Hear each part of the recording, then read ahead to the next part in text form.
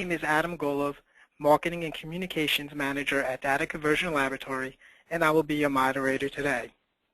Before we get started, I wanted to let you know we will allow time at the end of the webinar for questions and answers, so please write your questions in the chat area as they come to mind. If we don't have time to answer them all, we will make them available on our websites. Before we get started, we wanted to ask you 2 quick poll questions. The first question, so please fill them out. We'll give it about 90 seconds or so, and then we'll move on to the second poll question.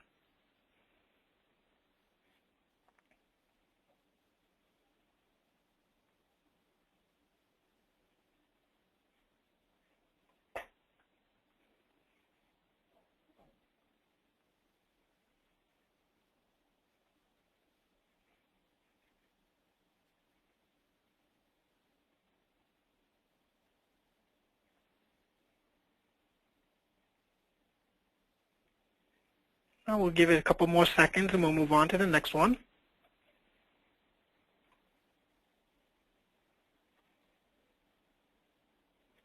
Thank you so much for answering this question. Next question.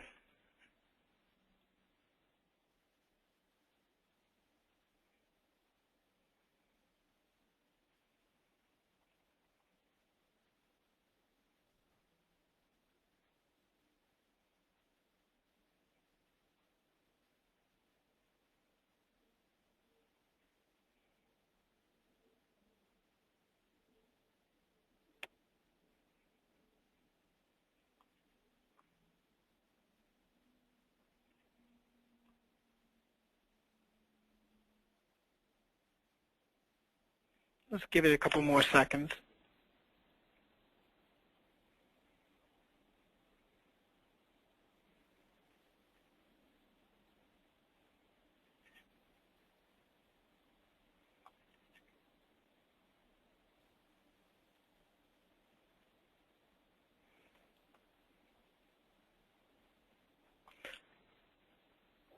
All right, thank you very much for participating in these polls. Let me just explain to you a little bit about the DCL for those who are not familiar with us. We convert and organize content to create electronic documents, populate databases, publish on the web, and basically get it ready for tomorrow's technology. DCL services help you refine your document conversion strategy, identify document redundancy, extract metadata, and transform legacy and future documents for real needs, today and in the future. DCL's life science client base is very broad, and our clients span all industries. Here's a quick look at the Rockley Group's life science and healthcare clients.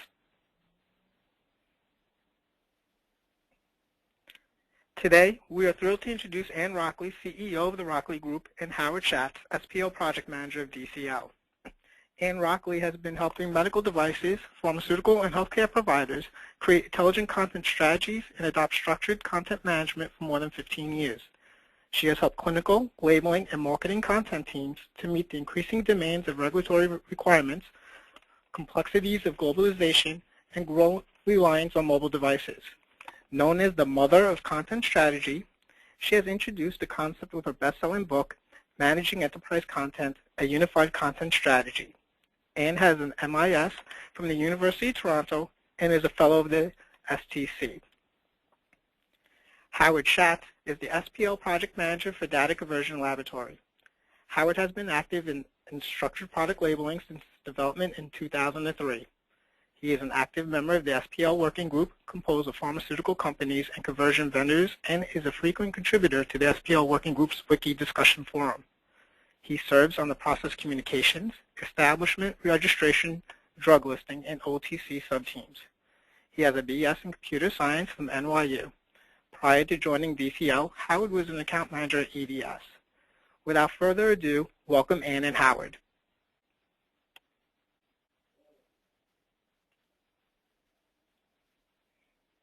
Thank you. Sorry about that. I was still muted. So, Adam, I'm not sure, but I'm not seeing the actual slide. So I'm going to work from my copy here. And what How's we're going now? to, let's see. No, still seeing the opening slide. I'm not sure about anybody else. Yeah, no, Bear with me. How's now? Sorry about that. no. I'm not. So. Nope, I'm not seeing it either. I am so sorry.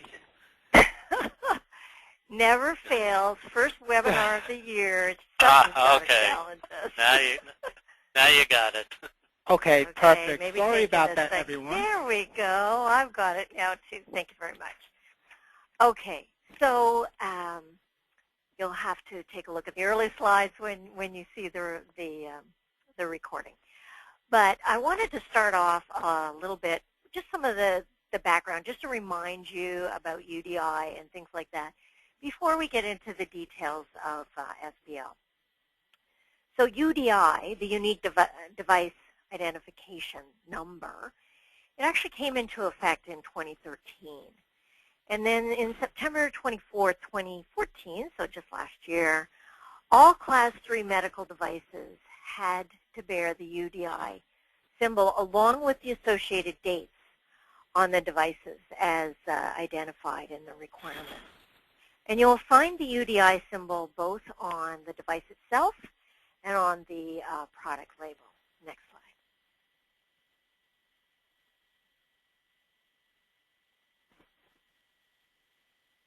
Okay, I'm not seeing it change.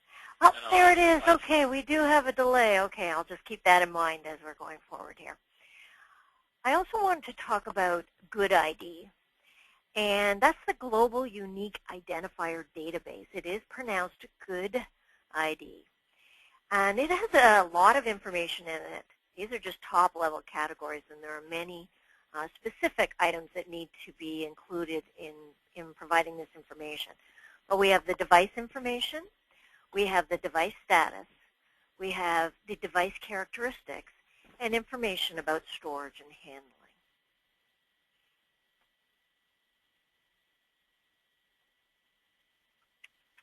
Next. So there are a number of benefits associated with UDI. The first, and obviously the key one, is the identification of the device from distribution, so when it first goes out the door, through actual use. And this means that we can tie back adverse events to not only the device as a whole, but to a specific device. It's going to make it so much easier for tracking and understanding what's going on with a particular device. Also, as electronic health records become more common, we can tie in that number into the electronic health record to make sure that that goes along with you wherever your records go. Next.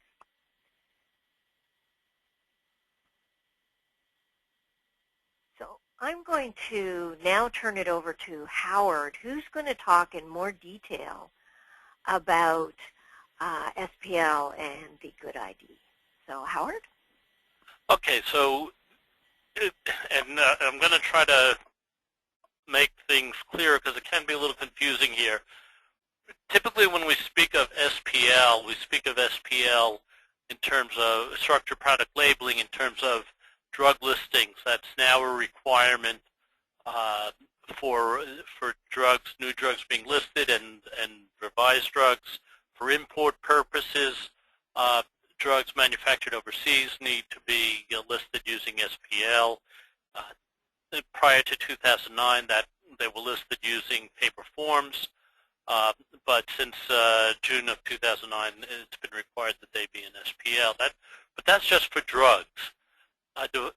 The schema for it, which is a standard, a health level 7 standard, or an XML, is and used by XML pharma standards, allows for both. It allows for a number of different applications that the FDA is using, and one of them is Good ID. So with Good ID, you have multiple ways of submitting the information through an interface, an online interface. and some other methods, but you can also use the XML, the SPL approach using an XML file. And so that's used for good ID. And as I explained, SPL is an XML pharma standard for the exchange of product information, so that's why it can be used for in multiple ways. So in the case of, for today's discussion, we'll talk about FDA using SPL for both good ID and device listings. Device listings that are done using SPL will go to the FDA repository. They have a publicly available site called with the address labels.fda.gov, where the approved labels and listed drugs are available for public viewing. The Daily Med is run by the National Library of Medicine. That's a popular site for looking up drugs. They don't necessarily list devices. I'm not quite sure of their exact policy, but you can find devices listed on labels.fda.gov, but you won't find them on the Daily Med. That's a difference in the listings of those files.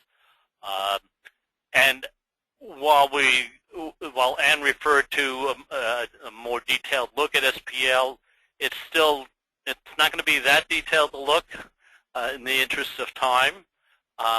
But what we'll be showing is that the SPL device listings include some of the same information as good ID, but they also include the package images and the content of labeling, the package inserts that are included with the devices, or maybe it's all printed on the label.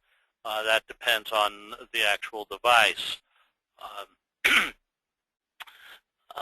But there is some overlap there where some of the good ID information is carried over. Now, I also want to stress that device listings are not required by the FDA. It's not mandatory at this time, but from our perspective, when you're listing, particularly when you have a device that's combined with an actual drug, under current FDA requirements, you can list that label that contains both a drug and a device, but only include the information on the drug. You don't need to include the information on the device, and yet you'll be calling this the public name, the proprietary name of the product may be a kit because it contains both a drug and a device, but yet you're only using one part of it, namely the drug. That's a little misleading and a little confusing. Plus, the FDA wants you to say what type of product is this, if it's a combination product. If it's a combination of a drug and device, they want you to list the combination type. So you may list the combination type and say that it's a drug and a device, but in fact, you're only showing the drug information, so it's a little bit inconsistent. And in the interest of having accurate information, it would be good to get it out there. Plus, it may be a means of publicizing just what your product is. It'll add to your marketing of the drug. People go to the Daily Med, and they'll see this kit that has the drug and the device, and they'll know that your kit is available in the marketplace. Next slide. Okay, so now we're going to talk about structured product labeling.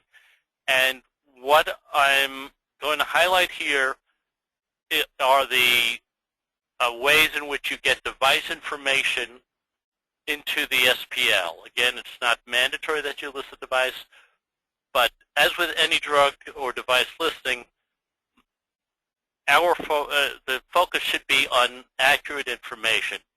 The FDA wants the information in these listings to be accurate because the information has many downstream uses, such as for clinical decision support systems. And the more information these support systems have, the better they can help the doctors or healthcare providers in general with prescribing drugs or using drugs and devices. Next slide. So we're going to focus on the parts of SPL that are available for drug and device listings that are exclusive to devices. This is information that you can provide on the device within the context of an SPL listing. So, and we're going to go into each of these at a lower level. But for now, let's just look at the list here. This proprietary name, what do you market this product as? The NDC product item code.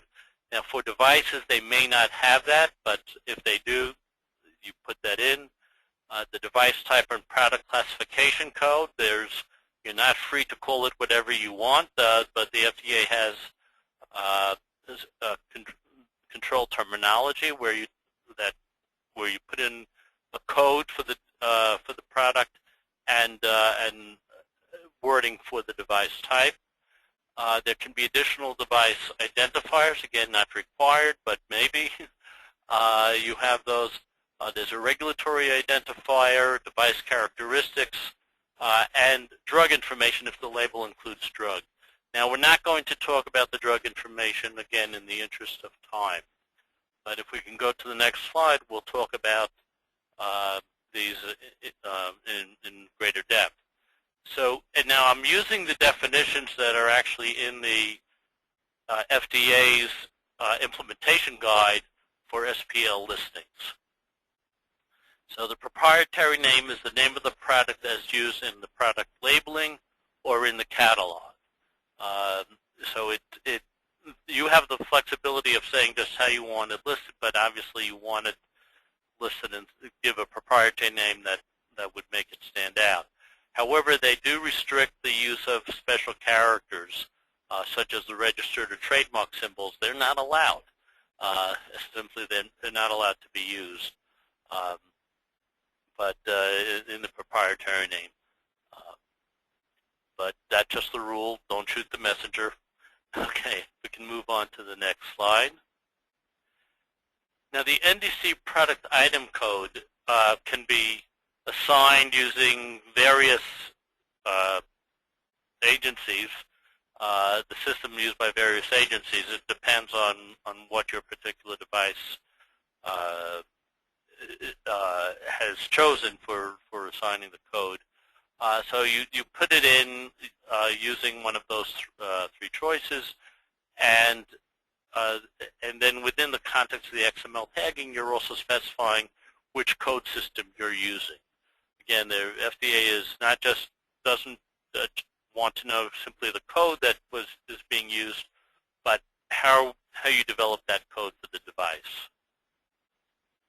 Okay, next slide. Now, the FDA has a database publicly available. The link is on the slide, and that's where you go to find out the code and the device name.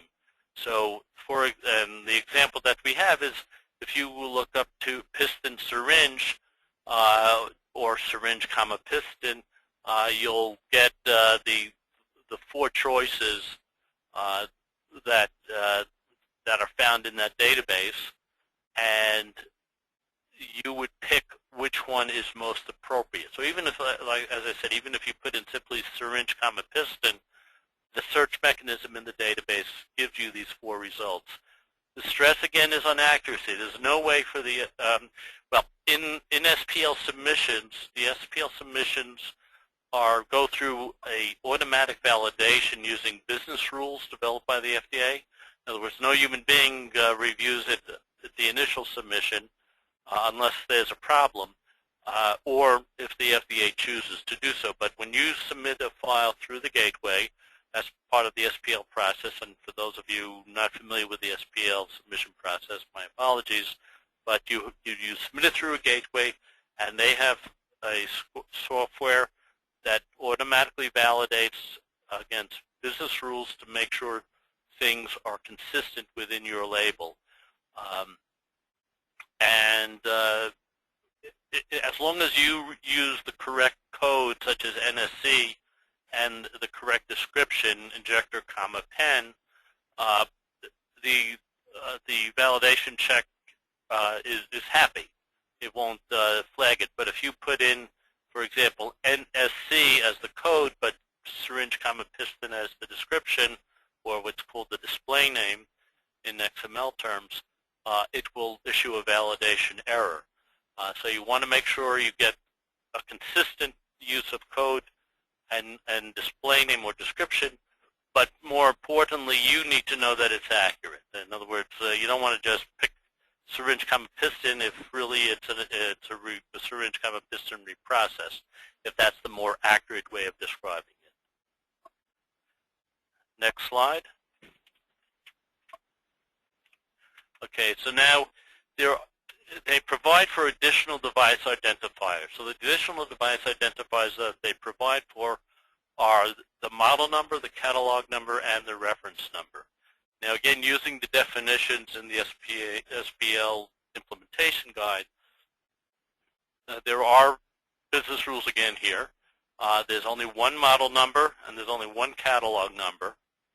However, any number of reference numbers are allowed. That's any secondary product identifier that you wish to use. How they define model number is the exact model number found on the device label or accompanying packaging. Now again, this would be part of your good ID information, but you're going to carry it over to the SPL. And catalog number is also part of good ID. A catalog number is the exact number as it appears in the manufacturer's catalog, device labeling, or accompanying packaging. Now again, make sure it's accurate. There's no way for them to know whether or not the model number or the catalog number is accurate, although it should be consistent. At a minimum, it should be consistent with the good ID information. So make sure that in both places you're using the right numbers for that. Next slide. Okay, now here's the regulatory identifier. Now devices are allowed to be on the market because of a pre-market application or a pre-market notification, or because it's considered an exempt device, or because it's a humanitarian or it has a humanitarian device exemption. So you have to know what regulatory basis you have for marketing the device, and for each one of those you have a code. In the case of pre-market application, it's either P or BP followed by 6 digits.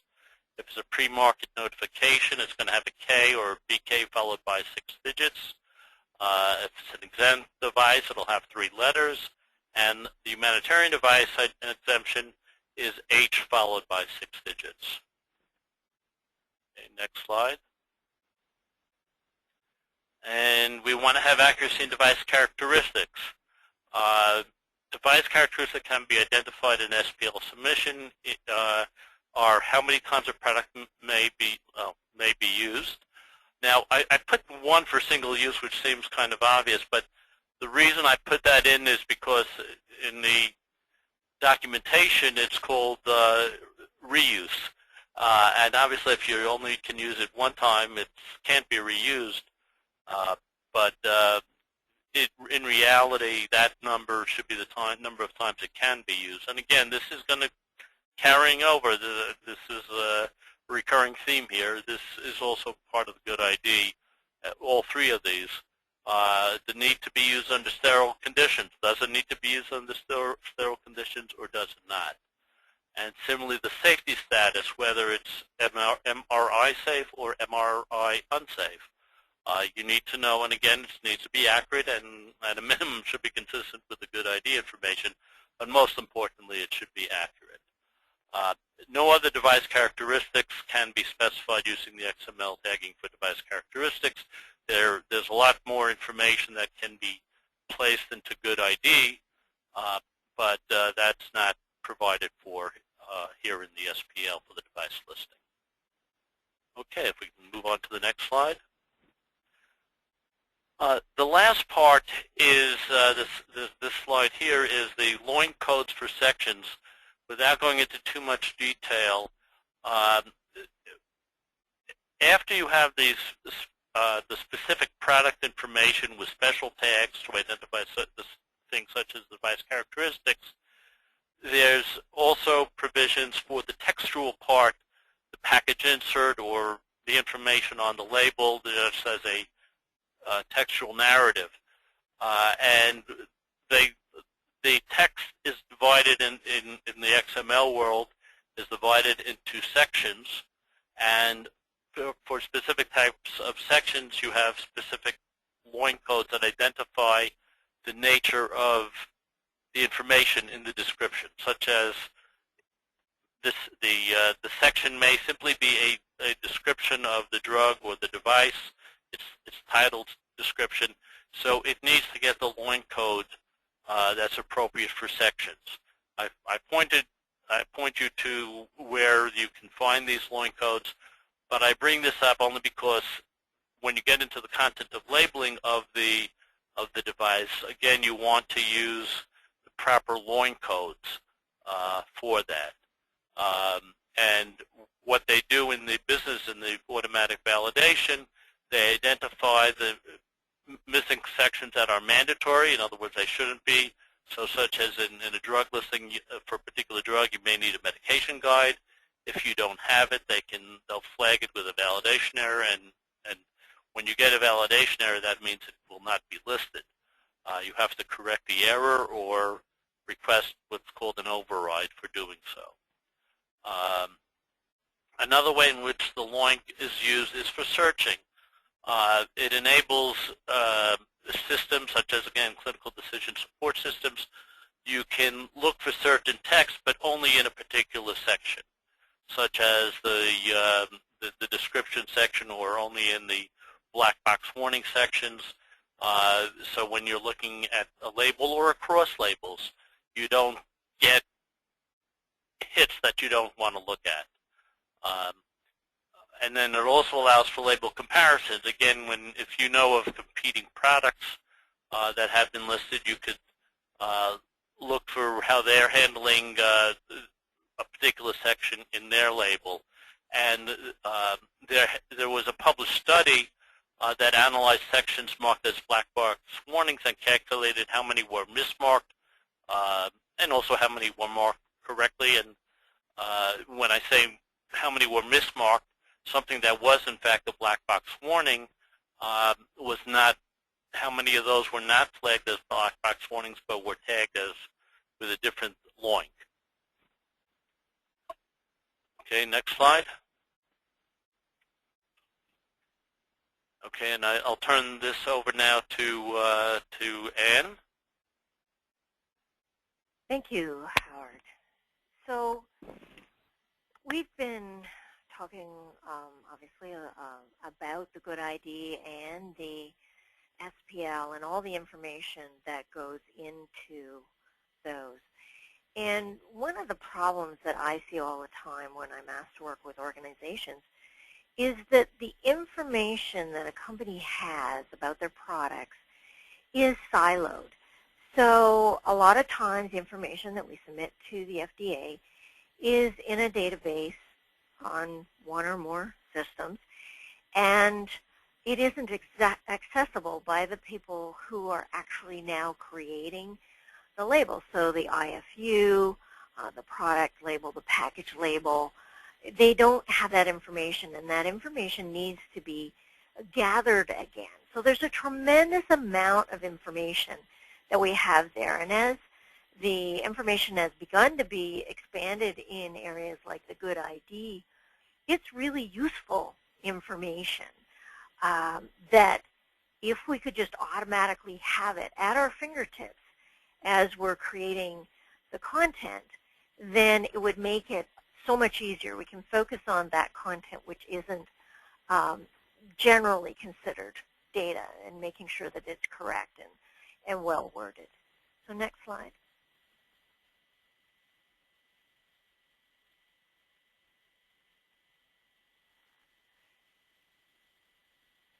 So next slide, or is it just paused for me?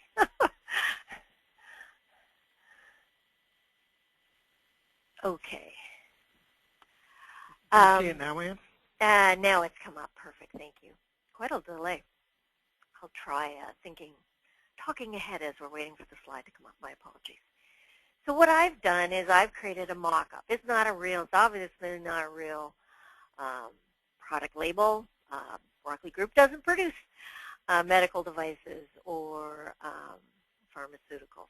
What we do is work with the content that's associated with it. But this is what you might see on a typical product label.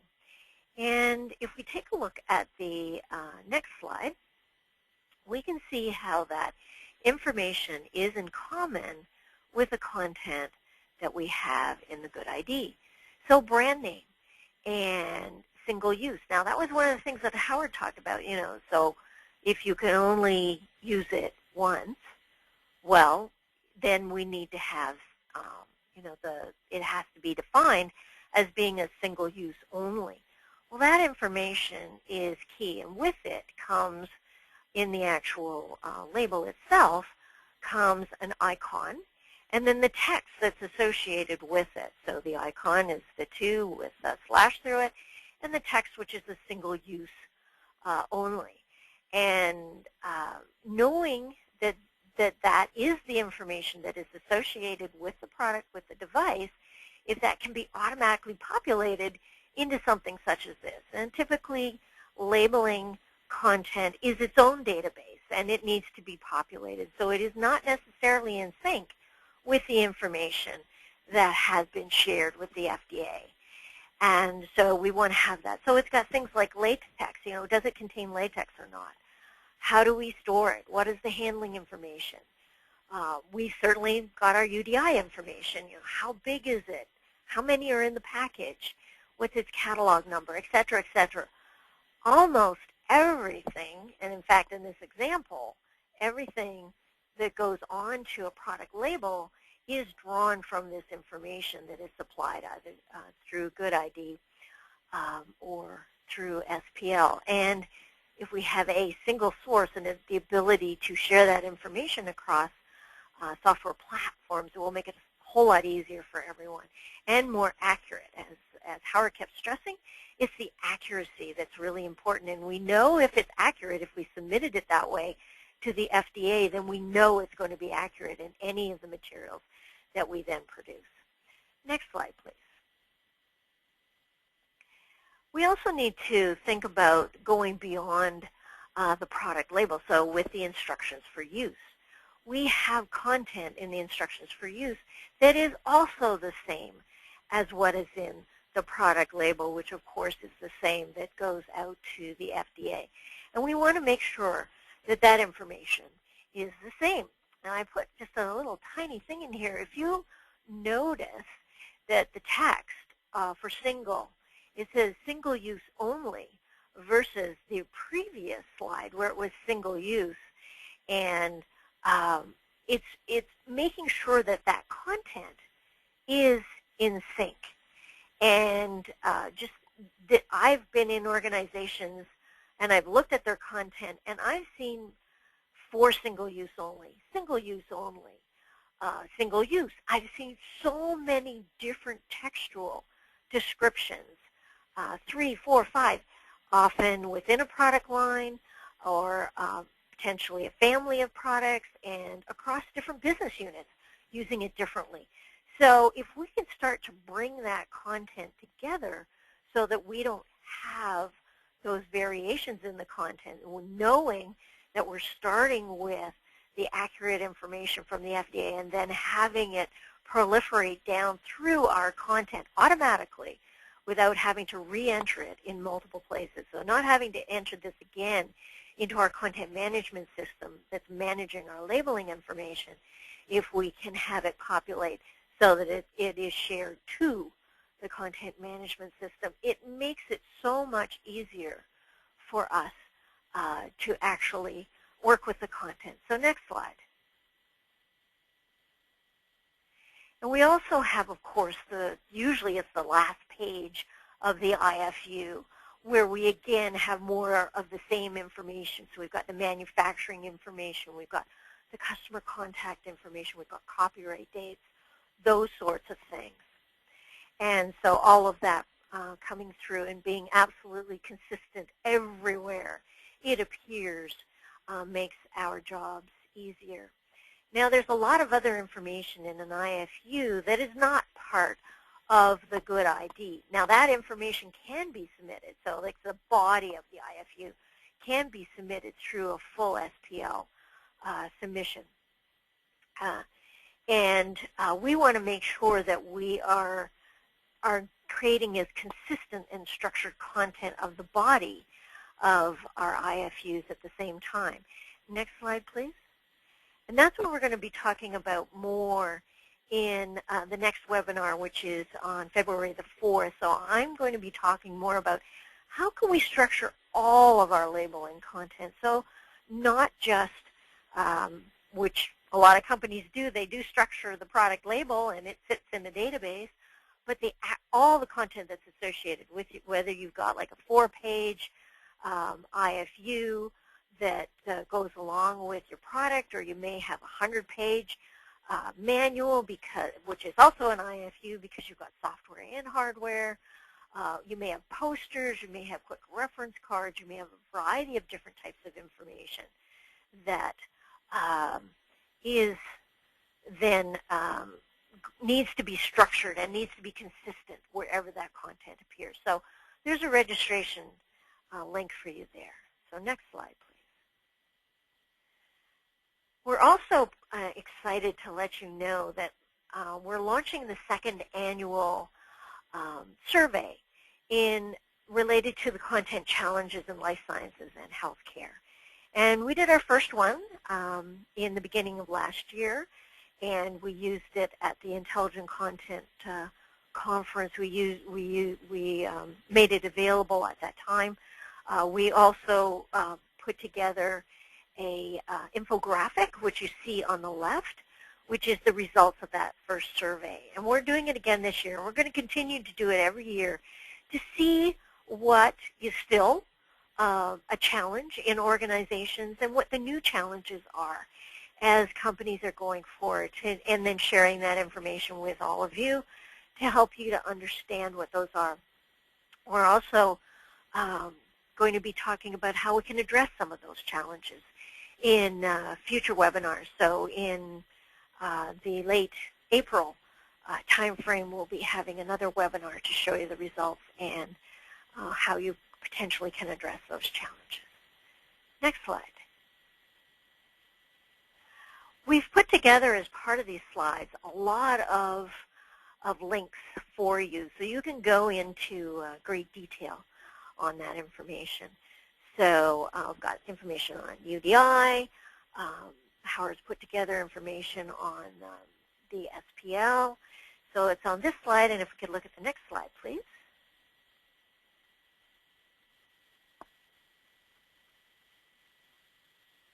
We continue with those links that are useful for you. And next slide as well.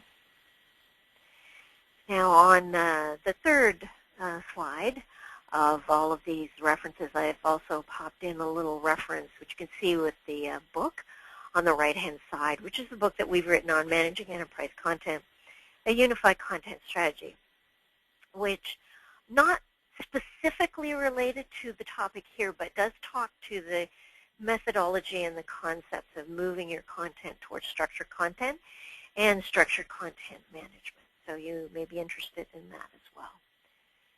Next slide, please. So as we finish up here, we want to conduct another poll to get an understanding of how you would like to include this information. And while we're conducting the poll, if you would, of course, respond to it, but also think about your questions, because we've got time left in the webinar where we can answer your questions for you.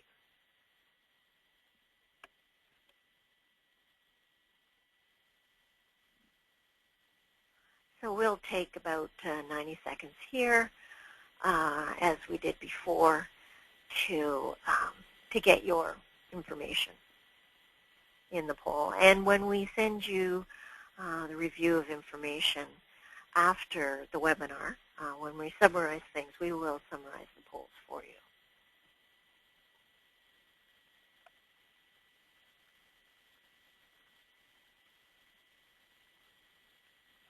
Okay, so we'll just give it a few more seconds here.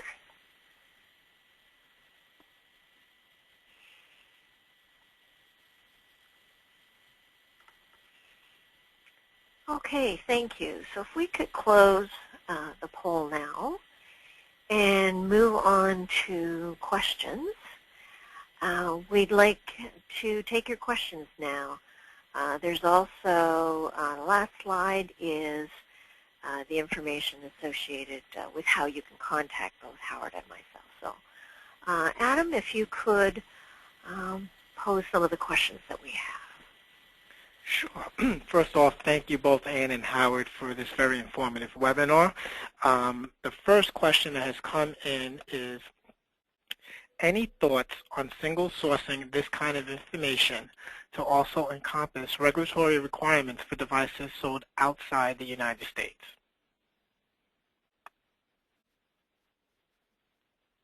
I think that is a great idea. And what we are doing with many of our clients is we are creating a single source of information that is the U.S., so obviously the FDA, but also outside of the U.S. and all of the regulatory agencies there. And in some cases, the information is the same, and in other cases it's different or in addition to what we have here. But we want to make sure that we can single source or at least feed into a single source. So they may be contained in different databases and things like that within your organization, but if we can feed that content together into a single source, often that's the content management system, it means that we can auto-populate a lot of this content as we're putting it together, and then, as I said before, just focus on the more written verbal content that we need to create associated with our devices. Excellent. Thank you so much, Ann. Howard, do you have anything to say on this question?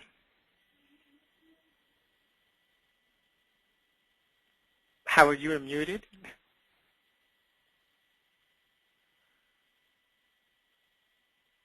Yeah, sorry about that, but no, I had nothing to add to what Ann said. Okay, thank you. We still have time for some questions, folks, so please feel free to send them through the chat function. And we'll just give it a couple of moments.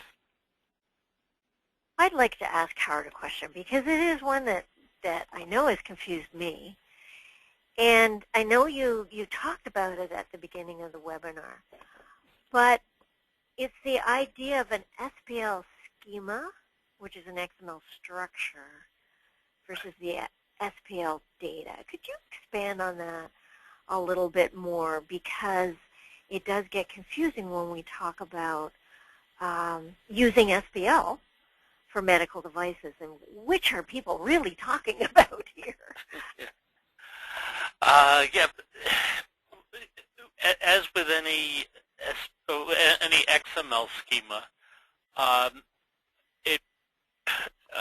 schema can encompass a lot of different structures. So, so for the good ID, where you have a number of different pieces, whatever 55 or something like that, pieces of information that need to be submitted. So there's an overall structure associated with that. In terms of the different characteristics, you define an element name for each characteristic, and you put that all together, and the sequence is then identified by the schema. For a drug listing, it's a different set. That one may be easier to explain, but basically the SPL is divided into something called sections, which I think everybody can relate to, and then there's a particular type of section for the drug product information, and in the drug product information, the specifics of the product, whether it's a device or a drug, are defined. There's a proprietary name. I was talking about the device identifiers. There are a number of different things that go into that section, but as opposed to the textual part, which has a certain structure, which again is sections, but their sections may not have titles, and they have text, and they may be images. I don't want to get into too much detail because we don't want to do that. But yeah, so saying that something is SPL is a very broad category. All it does is to tell you what the schema allows. The schema allows for a lot of different types of information. One of the things that's coming down the pike for those who have biological products is the lot distribution data that as of June, I think it's June 1st, the lot distribution data will need to be submitted to SPL. But there again, it's SPL, but it's different rules than for good ID, and it's different rules than for drug or device listing. It's a different set of rules, but it's again allowed by the schema. And I think just to sort of finish off on that, thank you, Howard. That was great. Yeah. And then Adam, I'll let you ask some more questions. But I think many of people producing labeling content are working with DITA. Now they may not be, but let's just use DITA. Well, DITA is a schema. And one of the beauties of having this content in a schema or in an XML structure means that we can transform one structure to the other. So we could take the information about the brand name and we can turn it into a variable when it's in our content. That brand name, and many of you are doing global work, you know, in some cases it has a registered trademark, and sometimes it has just a trademark, and sometimes, you know, it might have something else associated with it. But we can have a variable which then has the component of information, which is then the trademark, or the single use can then trigger a particular icon. So because it's in a known schema and it's a regulated schema, it makes it really easy for us to transform it into what we need with our content, and vice versa. If we've got it in our content first, we can also push it into that schema where it's needed. So if we already have properly structured our IFUs and things like that, we can push it into the label piece of SPL without too much difficulty, instead of rekeying and all that kind of stuff. And I think that's really important. It's quite exciting how it allows us to have a whole lot more power with our content. Yeah, and to that point, Ann, I might add that having let's say the good ID information, you can take a stab at automatically converting the good ID information into a package insert, because where you've got the storage and handling information as good ID information, you can then transform it into the section for storage and handling. Again, getting back to those loin codes, so in the package insert, you might very well want to have a section storage and handling that simply repeats the information that's on the that's in the good ID for for the keep dry or the upper limit and so on and so forth. There you can predefine that, and that can happen automatically. You don't have to remember to include that information in the insert. And again, it'll be consistent. You can reword it after it's converted, but before it's printed, but at least it's an initial draft, if you will, of that particular section.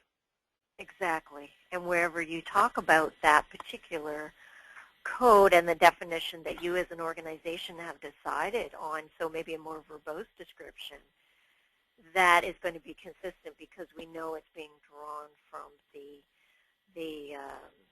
good ID information that has been produced for it. So Adam, do we have some more questions? Well, first, thank you both, Ann and Howard, for that wonderful answer to that question.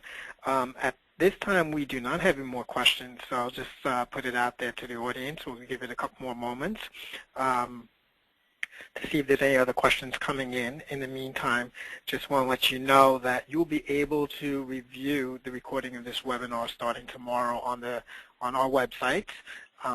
On the DCL website, it will be located in the archive section. And on your website, where will this be available at? What we'll do is we'll link to your recording as opposed to reposting it, but we'll make sure that we have a link to it. And I also wanted to say that we're going to be following up with a table. It won't be tomorrow. Probably later on this week, early next, where we're going to have a table which gives you an understanding of the good ID versus the SPL, and then, of course, you can relate that to your labeling information. Excellent. At this time, we do not have any more questions. So with that being said, unless Ann or Howard have anything else you'd like to add, I would just like to say thank you for everyone for attending this webinar. Hope everyone had a great, happy New Year, and we look forward to seeing you as well, seeing everyone attending our webinars in the future. Yes, look to talk to you in February. Thank you, everyone. Yep. Okay. Thank you, everyone.